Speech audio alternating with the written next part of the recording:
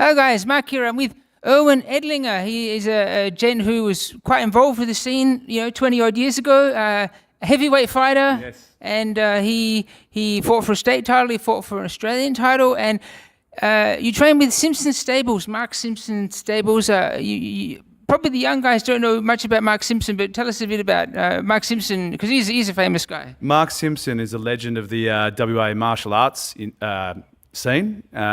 Probably had 100 fights all up, 25 pro boxing fights, and he came to WA as a professional kickboxer actually, and fought under the old head of BJC, which was Rod Stroud, as a professional. And then he actually went to Queensland and fought under Mark Pease from the Strikeforce gym. So Mark was a legend, and obviously came back and trained some of our, older generation fighters like Luke Conchi. Dean Brakovic was one of my training partners. Dean Titsopoulos. Rest in peace, Dean. Yeah. Probably one of the best boxers I've seen. His brother's probably here today. Yeah, Terry Titsopoulos. Simon Evans used to fight back then. But just a bunch of really good guys, and trained hard. We played hard, and it's a shame that they didn't go further. Luke Conchi was the best, the best fighter I've seen when I was training back then as well. So Mark's a legend. 1,000 fights he's refereed, and should have something named after him. Yeah, and Shane, did you say Shane Evans? Which was the Evans one? Yeah, Simon Evans. Simon Evans, because he fought Clint Howson 3 times. That was a bit of a rivalry back in the day. He did, yeah. Simon was one of my training partners, so he did fight Clint 3 times, and again, just probably a reflection on the fighters that we had training in our gym. Dean Brakovic was very good. Like I said, Luke Conchi. There was quite a few good fighters. The Brakovic family was pretty well known, right? They're a business family or something? Or? Yeah, the Brakovic is in the construction game with Brakovic Demolition, but Dane came to our gym off the back of doing, I think it was Choi Lei Fat, which was a Kung Fu style back then. But Dane was a very, very good kickboxer and Muay Thai exponent. So, so Erwin Edlinger at Simpson Stables, famous gym in Belmont. I never went there myself. I was at Bando when our guys sort of fought the Simpson Stables. What was it like in the gym there? Was this a home gym or? It was, yeah. Simo had a home gym, which was really family orientated, and built a gym in his backyard basically. And we probably had 6 live sort of pro fighters at that point in time that were training daily with Simo. You must have trained with Dean, because he was a heavyweight, and you would have been a heavyweight. Yeah, Dino was a bit lighter. He was probably in, sort of like... in the early days. Yeah, light heavyweight. And also there was a couple of bigger boys there, Dallas, who also fought heavyweight. But it was just a competitive environment. And the boys, came there to train hard and fight and play hard. So, great memories. You reckon it's his experience that made him such a good coach? Or? Simo, just he's a ripping bloke, and he is a life, martial artist, and you could talk 100 fights. Yeah, 100 fights. You could talk about any martial art skill, and Simo would have some sort of view on it, whether it's kickboxing, Muay Thai, Brazilian Jiu-Jitsu. Simo just loved it. So it's a bit of a shame he's not really involved in the fight game now, but. Shout out to Simo, because he's a legend. No, definitely. And what about your fights, man? State title. You're up in the state title there with Mark? Yeah, Marko Travisic, the poor bugger. So he passed away, I think. Not during the fight. Not during the fight. No. He beat the shit out of me, so he couldn't have done that. So, but he came with a very good grappling game.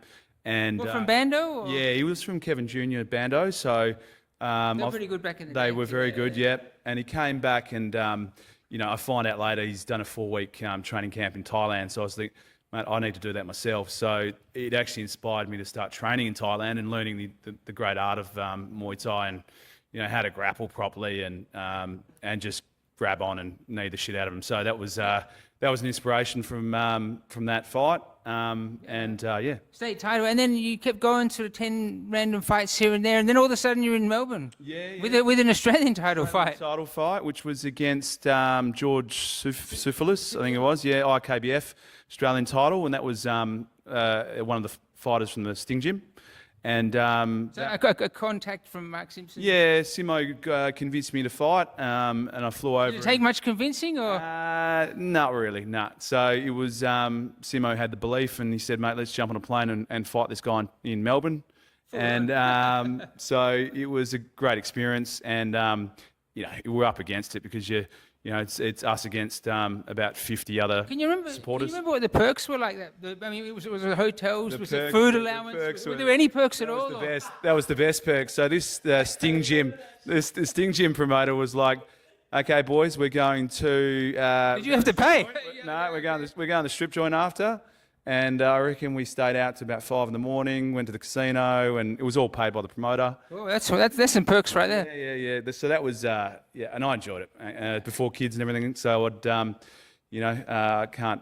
regret anything. So.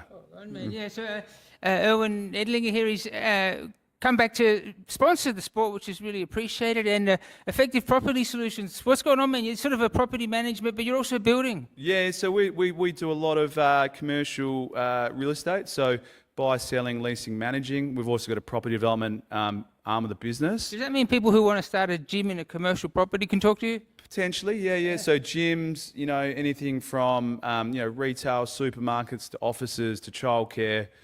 We typically deal with anything that's commercial real estate related. But now I'm just loving coming back and connecting back to the sport and giving back as a sponsor and seeing this grassroots, the next wave of Muay Thai, young guys coming through and women actually, because there was no women fighting back when we were fighting. Yeah. And I see a lot of the main card is females, which is awesome. And I've got a little daughter who's 7.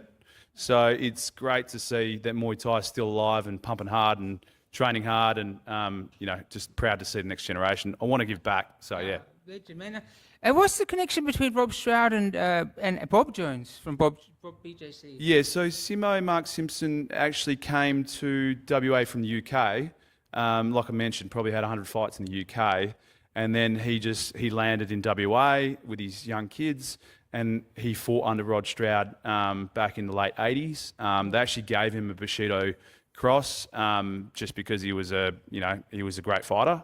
Didn't have to go through the whole black belt system. And yeah, as I mentioned, I think he went to Rod Stroud's Hall of Fame sort of dinner the other night. So still connected with those guys, Justin Boylan and all that. So hats off to him. Good on you.